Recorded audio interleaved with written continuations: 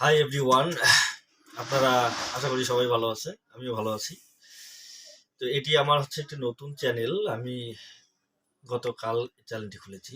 আজকে একটি ভিডিও দেওয়ার চেষ্টা করব। এটি হচ্ছে যে কাজটি নিয়ে হাজির হয়েছি সেটা হচ্ছে একটি 32 ইঞ্চি এলইডি টিভি। মূলত সিকেবি শর্ট ছিল টিভিটা। আমি স্টেপ বাই স্টেপ কাজ করেছি, সেটাই আপনাদের সামনে তুলে ধরবো।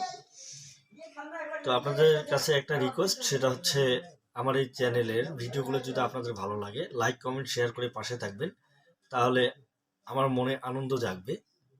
নেক্সটে দেখা যাচ্ছে আমি আরো আপডেট কাজগুলো দেওয়ার চেষ্টা করব।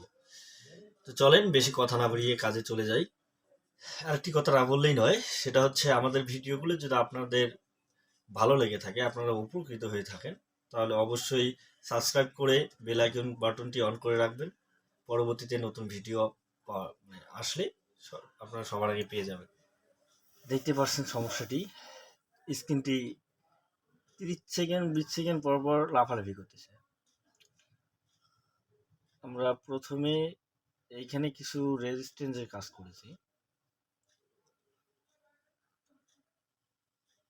মূলত এটা হচ্ছে বাম সাইডের কফ। এই কফে কোনো প্রকার প্রবলেম নেই। আমার এখানে ভোল্টেজগুলো সবগুলো নেগেটিভ আছে। এই সাইডের কফের সিকেবি ভোল্টেজগুলো ওকে আছে। পূর্বে এক মেকার এখানে দেখেছিল, ও এখানে কয়েকটি লাইন কেটেছে, তো তারপরও কাজ হয়নি। এখানে যে বাম সাইডের কর্নারের লাইনটি কেটেছে, এইদিকে 5টা লাইন সে কেটে কেটে দেখেছে, কিন্তু ওখানে কোনো কাজই হয়নি। পরবর্তীতে কাস্টমার আমার শরণাপন্ন হওয়ার পর আমি যেটা করি, পিসিবি বোর্ডের সম্পূর্ণ ভোল্টেজগুলো দেখলাম যে এখানে কোনো প্রবলেম নেই। বাম সাইডের কফটাও কোনো প্রবলেম নেই, এদিকেও সব ভোল্টেজ ওকে আছে। এই যে ডান সাইডের কফের বাম দিকের সাইডে 3 নাম্বার রেজিস্ট্যান্সটা আমাদের আসলে মূলত শর্ট ছিল।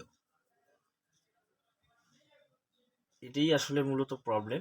এই কানেকশনটা যখন আমাদের দেওয়া থাকে, ওই রেজিস্ট্যান্সটা ছিল, তখন এই প্রবলেমটা ছিল। স্ক্রিনটা 30 সেকেন্ড পর পর কাঁপাকাঁপি ঝাপাঝাপি করতেছে। তো আমরা এখন তাতালের সাহায্যে রেজিস্ট্যান্সটা রিমুভ করে দিচ্ছি। মূলত এই সিকেবি লাইনটিরই প্রবলেম ছিল, তো আমরা ওইখান থেকে সিকেবি লাইনটা আউট করে দিলাম, তাতালের মাধ্যমে রিমুভ করে দিলাম। এখন দেখি ডিসপ্লের অবস্থা। এখন কিন্তু আমাদের কোনো কাঁপাঝাপি ঝাপালাপি নাই, কোনো প্রকার স্ক্রিনে কোনো প্রকার ইফেক্ট পড়তেছে না। আমরা এখন ছবি দিয়ে দেখব, তো অপেক্ষা করেন, দেখতেই থাকেন।